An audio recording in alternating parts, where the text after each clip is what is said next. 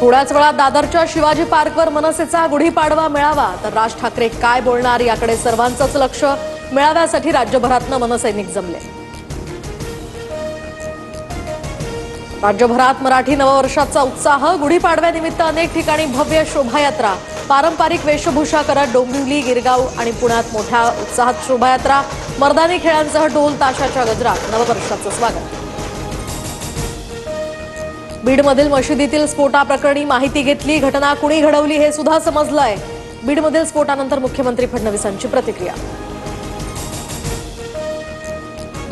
बुलढाण्यात कारमध्ये आढळला पोलीस कर्मचाऱ्याचा मृतदेह. देऊळगाव राजामधील धक्कादायक घटना. 3 संशयितांना अटक. घातपात असल्याचा संशय. पोलिसांकडून तपास सुरू.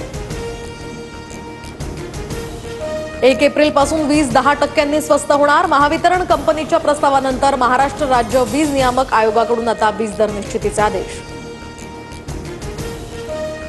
पुण्यामध्ये पाणी पुरवठ्याचा प्रश्न गंभीर. शहरातील वडगाव शेरी, खराडी, शिवणे, वारजे या भागामध्ये पाणी पुरवठा विस्कळीत.